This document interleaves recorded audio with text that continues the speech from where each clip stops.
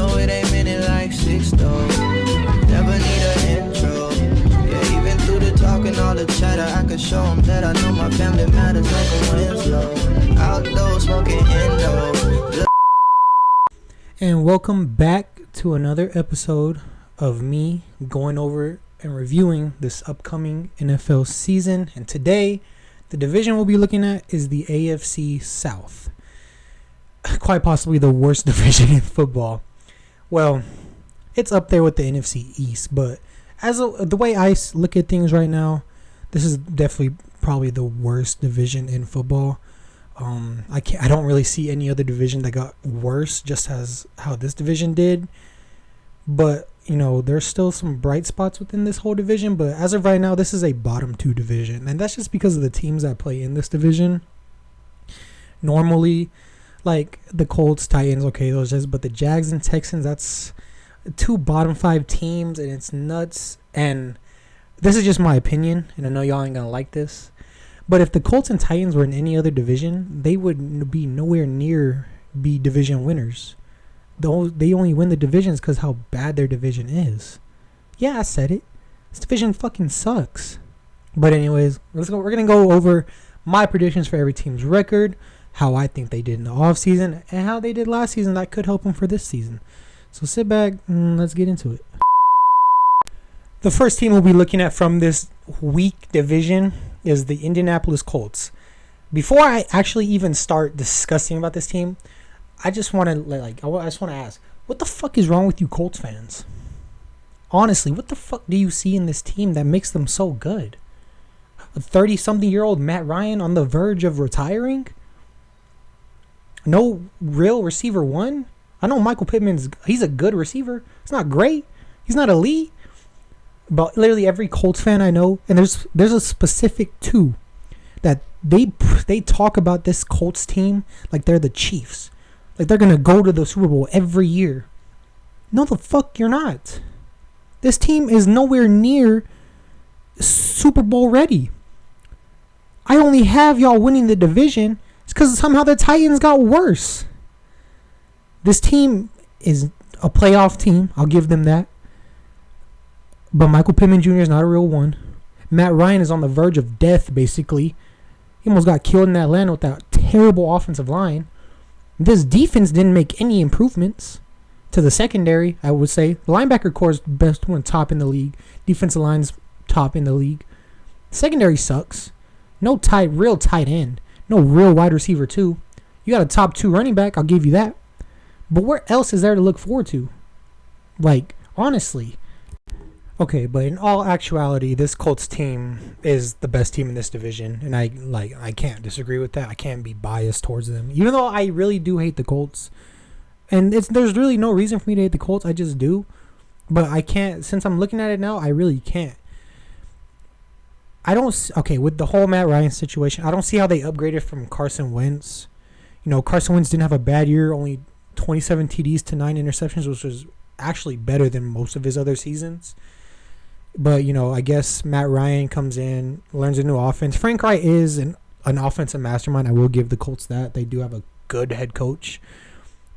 But to the people who think that Matt Ryan can come in and automatically go back to MVP form are the same people that thought Carson Wentz would go back to his MVP form. And look how that turned out. Granted, Matt Ryan is kind of an upgrade over Wentz, in my opinion. So I see why. But if you expect this man to go back into his MVP form, 7 years ago almost, you're crazy. It's not going to happen because he's older now. I will give him this, though. He is behind a better offensive line. So that might help out a little bit. You know, Colts offensive line is a top 3 offensive line in this league. And because of Quentin Nelson, he's great. He's best interior offensive lineman in the game. Can block just about anybody. We didn't really see him much against Aaron Donald last year, which was a shame. But Matt Ryan should have a little bit more time to make his reads, get the ball out behind this great offensive line, something he didn't have in Atlanta. Next, you know, the whole Michael Pittman situation. He's good. He's not great, but he's not elite either. He's just good. He's a good wide receiver one. But is he a legit wide receiver one? I don't think so. Yes, he can go up, make those aggressive catches, make the catches inside, outside the numbers, middle of the field. He could do all that. When it comes down to it, he's only 1,000 yard season, and then your rookie year, you only had one touchdown your rookie year. Granted, give him time to develop. Maybe he could be a good wide receiver. He could turn into an elite wide receiver, but I don't see it. And then, okay, you come into the draft. You draft Alec Pierce, one of the worst rated college football wide receivers this past year. Okay, maybe just because he wasn't good, he wasn't great in college. Maybe he could do good here. Come in. He's a tall wide receiver. He can probably go up, same as Michael Pittman, make these aggressive catches. But I mean, when you passed up on Sky Moore and even George Pickens, it's weird. I would have rather had those two than Alex Pierce. But maybe the Colts see something in him that could be good. They could use to their advantage, and they could be better, make him better as an NFL player. And then you draft Jelani Woods. I like that pick. The Colts needed but they need a tight end, and they can make him into a great tight end if he is used correctly. If they're able to utilize Jelani Woods, Alec Pierce, and Michael Pittman, okay, the Colts will have a great passing attack. But that's only if they're able to utilize their strengths and use that to their advantage. Otherwise, just give the ball to Jonathan Taylor. He was the best running back in football last year. He's a top 2 back as of right now. He's still behind Derrick Henry. He's a top 2 back, but he was the best running back in football last year. Give him the ball. And that's the whole reason why I believe the Colts blew the game against the Jaguars in the last regular season. You weren't handing the ball off enough. If you were up at one point, start handing the ball to JT. Let him seal this win for you. That way you can actually get into the playoffs. You would have been a playoff team last year. Just keep handing. You had the best running back in football. If you feed this man, you're going to go places.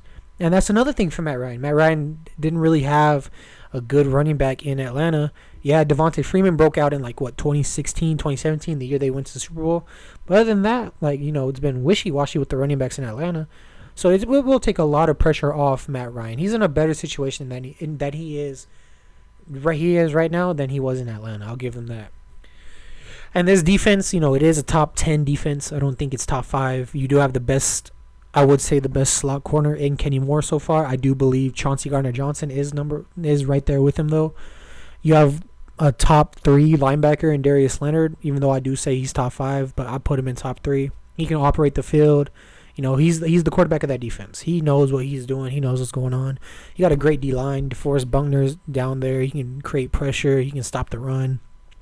It's your secondary that scares me. You had Xavier Rhodes on the verge of his, he's been on the decline of his career. Kari Willis just retired. You still have Blackman back there. But other than that, Kenny Moore and Blackman, who's gonna step up in this secondary that can actually produce, get some turnovers?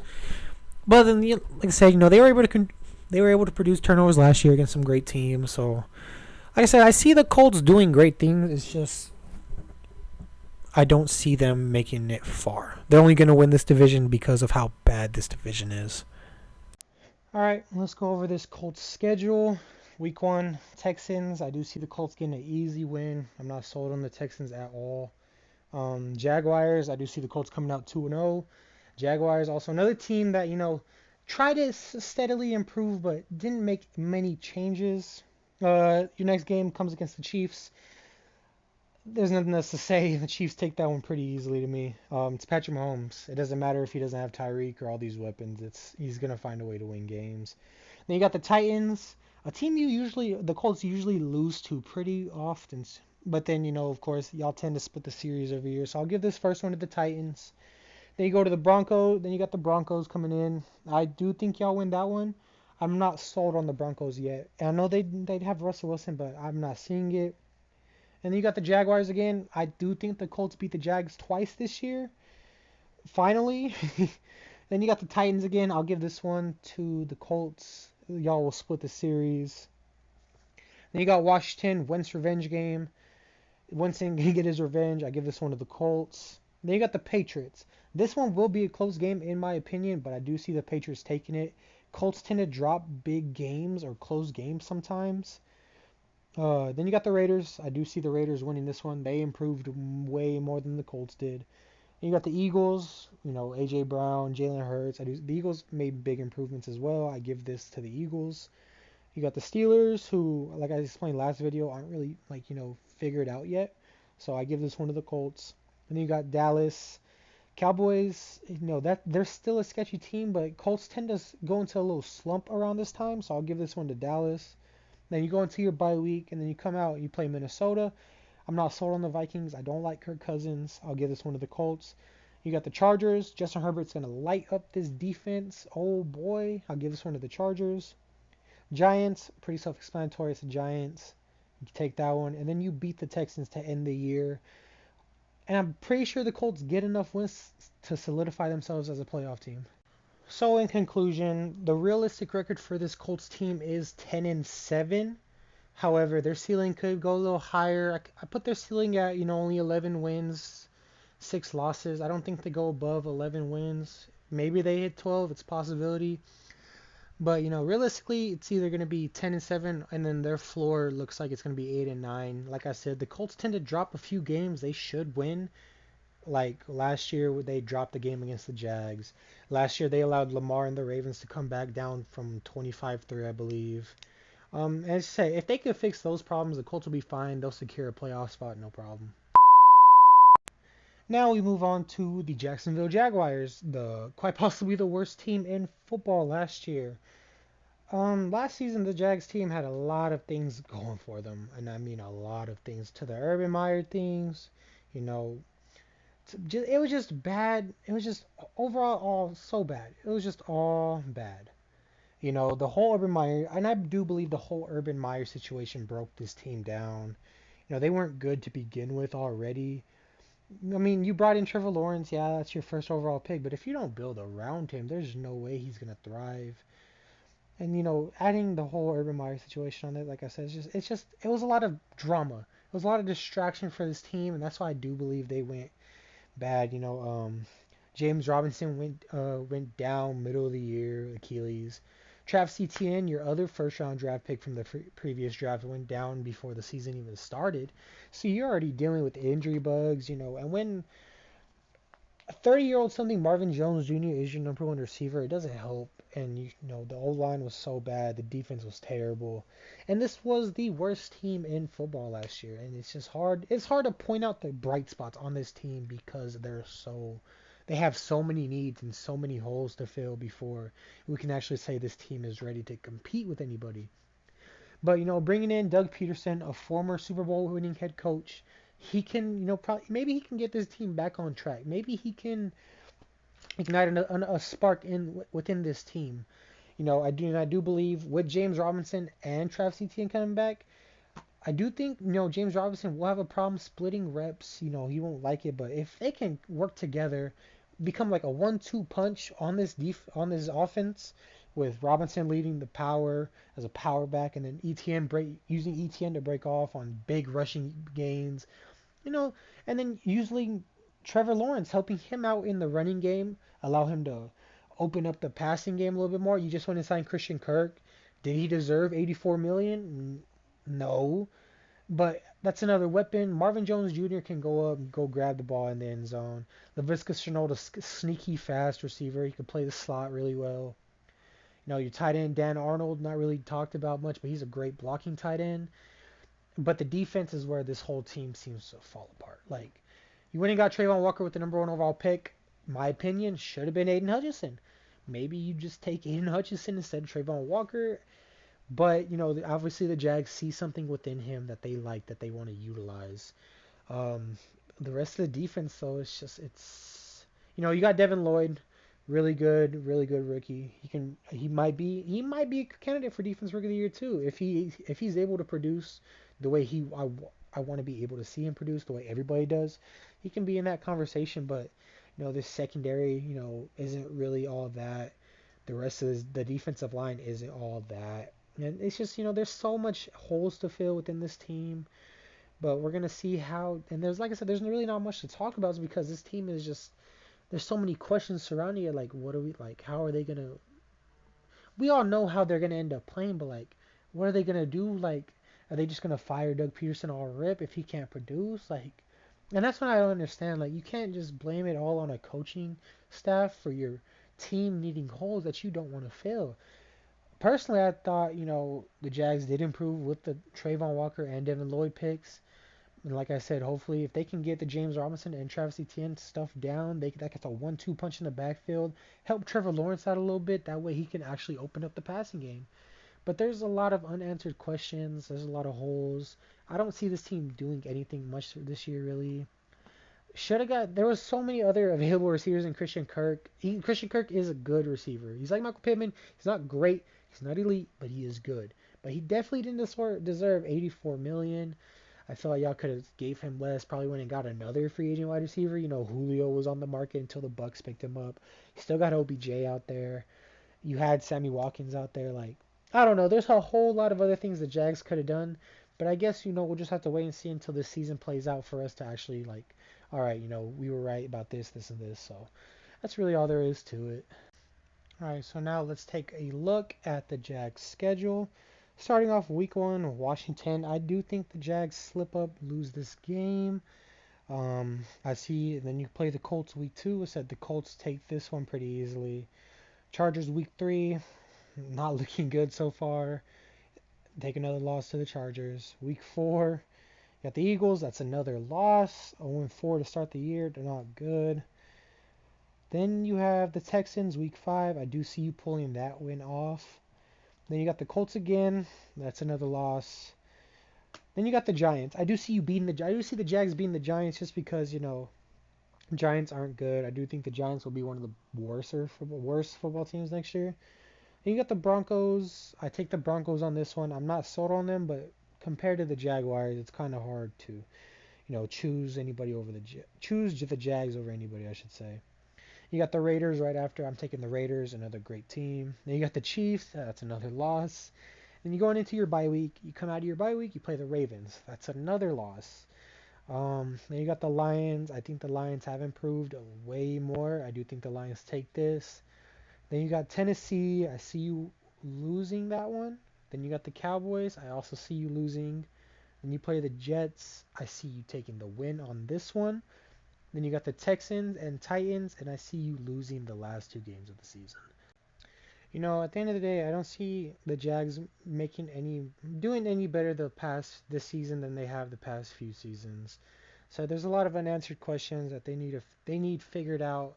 They have a lot of holes in this team. Realistically, they go 3-14. Their ceiling maybe could be 5 wins. At their ceiling, at their best, I give them 5 wins. At their lowest, maybe they only win 1. Like I said, we just have to see how this season plays out. But realistically speaking, they go 3-14 this next year. Moving on now to the Houston Texans, another team right there alongside with the Jaguars, who I didn't think really improved much this offseason. I did expect them to be in the mix for a new QB, but they came out said we're sticking with Davis Mills, someone who played really well last year for a rookie QB. I know he didn't start right away. They had Tyrod Taylor starting, and once Tyrod went down, unfortunately they had to put Davis Mills in, he didn't play bad. He played better than what most rookie QBs played last season. The only rookie QB that really played better than him was Mac Jones. So, the glimpses are there. He can actually be a breakout star for this offense. But around on the rest of that offense, it's sketchy. The only person I see really helping him out is Brandon Cooks. Brandon Cooks, he's been a journeyman. He started on the Saints, got traded to the Patriots, then he got, moved to the Rams. Now he's on the Texans. And I think that's where he wants to stay at. But, he's quietly good. He's underrated, in my opinion. He's going to be Davis Mills' saving grace this next year. They did draft John Mechie, who unfortunately won't be able to play this next season. Prayers to him. They went into the draft. They drafted Stingley at 3rd, which was a really great pickup. I still think Stingley will be the best rookie corner this next season. And everybody thinks it is Sauce Gardner. I did have my doubts about Sauce. I still kind of do. Which is why I'm going with Stingley, who I know is coming off that injury from LSU still. I still think he'll be great. I think he'll be in the running for Defensive Rookie of the Year as well. But the rest of this team is it's exactly like the Jaguars. They didn't really improve. I know they drafted Damian Pierce, a running back out of Florida, late in the draft, which was really good because they did let go of Mark Ingram, they did let go of Philip Lindsay. They did bring in Marlon Mack, who's been a former 1,000-yard rusher before his injury. So if he can come back healthy as well, that run game can start picking up and get going for this team. Help out Davis Mills a little bit. But this offensive line isn't good. This defense isn't good, and it's just it's honestly the same situation as the Jaguars. Like I said, this team has a lot of holes to fill. Brandon Cooks, he's getting up there in age. Hopefully John Mechie can come back next year. Maybe, but on the other hand, what if this team starts to, bang, bang, bang, bang, bang. Davis Mills is snapping on all ends. The running game is getting going. Brandon Cooks is having another great year as he always does. The defense is coming together, but like I said, I don't think the defense is ready yet. And behind this offensive line for the Texans, I don't think there's much to talk about.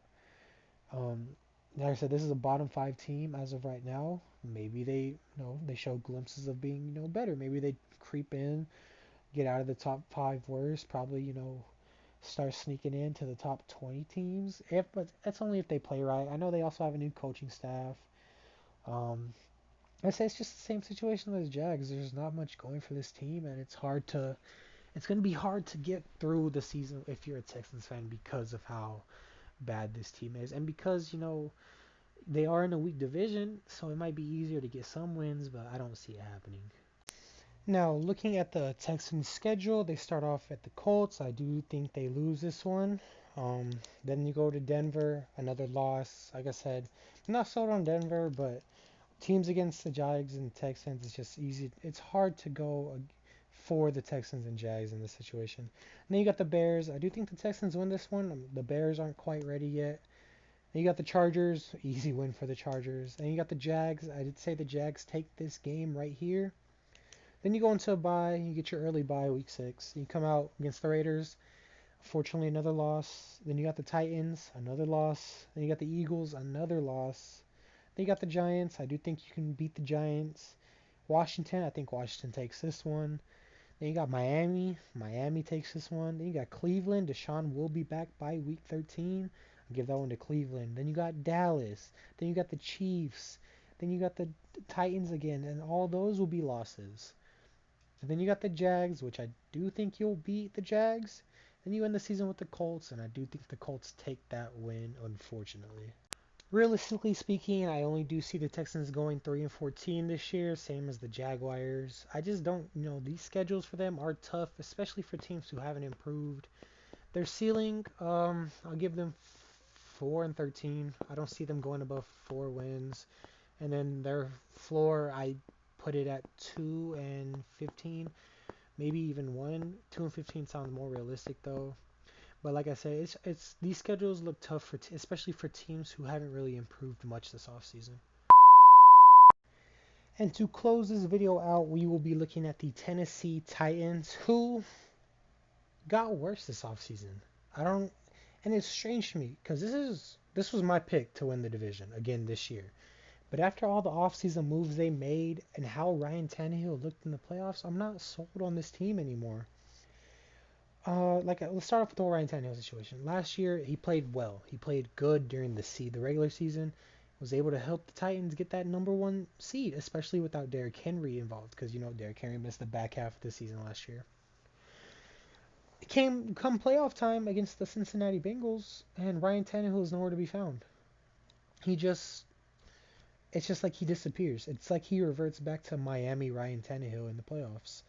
And it wouldn't have been a big deal, but then here go the Titans. They see it as maybe Ryan Tannehill isn't as good as we need him to be anymore. Let's go ahead and get a new QB in here. Let's get Malik Willis in here. That way, when Tannehill starts to struggle, we'll bring Malik Willis in. Maybe he'll be able to produce for us.